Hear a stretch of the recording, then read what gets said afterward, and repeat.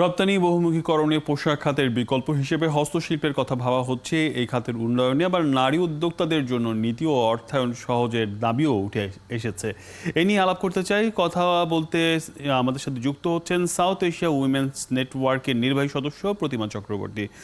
জনাব প্রতিমা চক্রবর্তী, স্বাগত জানাচ্ছি আমাদের আয়োজনে। আমরা দেখছিলাম একটি প্রতিবেদন এবং সেখানে বলা হচ্ছে যে নারীদের জন্য অর্থায়নের ব্যাপারটি আরও সহজীকরণ, কিন্তু আমরা জানি যে নারী উদ্যোক্তাদের জন্য জামানত ছাড়া 25 লাখ টাকা পর্যন্ত ঋণ দেওয়ার ব্যাপারে সরকার উদ্যোগ নিয়েছে এবং এছাড়াও নানা ধরনের ব্যবস্থা সরকার নারীদের উদ্যোক্তাদের জন্য করছে এবং নীতিমালায়ও এটি আওতাভুক্ত করা হয়েছে। তারপরেও এই সুযোগটা কেন নারী উদ্যোক্তারা পাচ্ছে না? সমস্যাগুলো কোথায় থেকে যাচ্ছে? আচ্ছা, ধন্যবাদ। আসলে এই একই জিনিস নিয়ে আমরা কিন্তু অনেকবার বলছি, না আপনারাও বলছেন আমরাও বলছি যে সরকার 25 লক্ষ না 50 লক্ষ টাকা পর্যন্ত নারী উদ্যোক্তাদেরকে জামানতবিহীন লোন দেওয়ার কথা বলছে। কিন্তু বিষয়টা হচ্ছে যে আপনাদের প্রতিবেদনেই যে আপা বলল যে আসলে একজন নারী উদ্যোক্তা যখন ব্যাংকের কাছে যায় তখন ফার্স্ট ব্যাংক দেখে আসলে নারী উদ্যোক্তা বিষয়টাকেই আসলে ওরা একটু অন্যরকম ভাবে দেখে যে এই নারীটা মনে হয় আসলে লোনটা মানে লোন নেওয়ার ক্যাপাবল না, আর লোন পেলেও সেই লোনটা শোধ করতে পারবে না।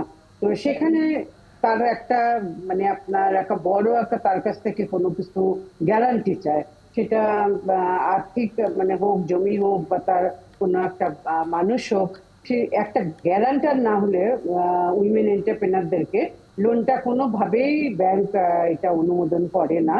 তো সে যত বড়ই এক্সপোর্ট করুক বা লোকাল মার্কেটে সেল করুক, তার এক্সপোর্ট ফিগার যতই ভালো হোক বা তার মানে বেচাকেনা যতটাই হোক, যতই স্ট্রং হোক, একটা নারী উদ্যোক্তাকে নারী বলে অর্ধেক মানে সে একটা না হাফ ক্যাপাবল, এরকম একটা চিন্তা ভাবনা করা হয়। তো যার যার ফলে হয় কি যে আমরা যখন আসলে কাজের জন্য ব্যাংকে যাই তখন ওই একটা এটা যে একটা কিরকম মানে প্রতিবন্ধক আমরা ঠিক নিজেরাই বলতে পারবো না, কারণ ব্যাংকও অনেক সময় চায় যে আমাদেরকে হেল্প করতে, তখন আমার ব্যাংক বলে যে আসলে আমাদের ইচ্ছা থাকলেও আমরা পারি না বাংলাদেশ ব্যাংকের কারণে। তো তাদের যে বাংলাদেশ ব্যাংক থেকে আমাদের যে মানে আমাদের যে কাজের ব্যাংকগুলো বিভিন্ন ব্যাংকের সাথে যে বাংলাদেশ ব্যাংকের যে একটা ইন্টারনাল যে সিস্টেম বা তাদের যে ব্যাংকিং যে একটা মানে তাদের চুক্তি, সেই চুক্তিতে তারা হয়তো আমাদেরকে এই কাজগুলো বা আমাদেরকে এই লোন গুলো জি, দেওয়ার একই জন্য একই বুঝতে পেরেছি ব্যাংকের ব্যাপারটি। একই সাথে আমরা যদি লক্ষ্য করি, বিশেষ করে আজকের যে মিটিংয়ে বলা হয়েছিল পরিবেশ বান্ধব পণ্য দিয়ে আসলে আগামীতে রপ্তানি বাজারে ঢুকতে হবে এবং একই সাথে এটি বলা হচ্ছে যে পোশাকের বিকল্প হিসেবে এই হস্তশিল্প খাতকে নিয়ে যাওয়া যায়। এটাকে আসলে সম্ভব কিনা, এবং আমরা জানি যে পরিবেশ বান্ধব প্রোডাক্ট নিয়ে আপনিও কাজ করছেন, কতটুকু এটি রপ্তানিযোগ্য এবং এটির বাজার কতটুকু প্রসারিত? আজকে যে হ্যান্ডিক্রাফট ফেয়ারটা হচ্ছে সেখানে আমিও এখানে অংশগ্রহণ করেছি সাস্টেনেবল বাংলাদেশ ব্যানারে।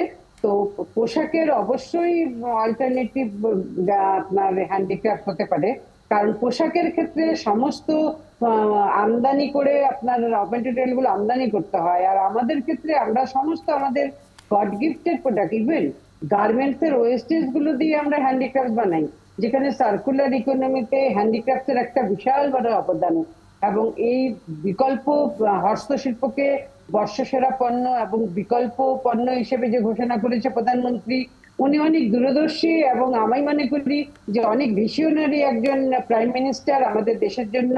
উনি যেটা বলেছে এটা আমাদের জন্য শুধু না, আপনি জানেন যে গত বছরে প্রায় 50 মিলিয়ন আপনার ইউরো বাংলাদেশ থেকে শুধু হ্যান্ডিক্রাফটস এক্সপোর্ট হয়েছে, এবং আমাদের বাংলাদেশে অনেক বড় বড় কোম্পানি আছে যারা handicrafts export million million dollar শুধু natural eco friendly products export করতেছে, যেটা সারা বিশ্বে প্রচুর সম্ভাবনা, প্রচুর অর্থাৎ দাম। সম্ভাবনা বেশ রয়েছে, কিন্তু এই তাহলে এই সম্ভাবনা কাজে লাগাতে হলে কিভাবে আমাদের দেশের নারী উদ্যোক্তাদের গড়ে তোলা যায়? কারণ আপনি জানেন যে আমাদের দেশে প্রচুর নারী উদ্যোক্তা রয়েছে, যেখানেই সুযোগ পাচ্ছে তারা সেখানেই যাচ্ছে, কিন্তু এই যে মার্কেটের খোঁজটা তারা পাচ্ছে না।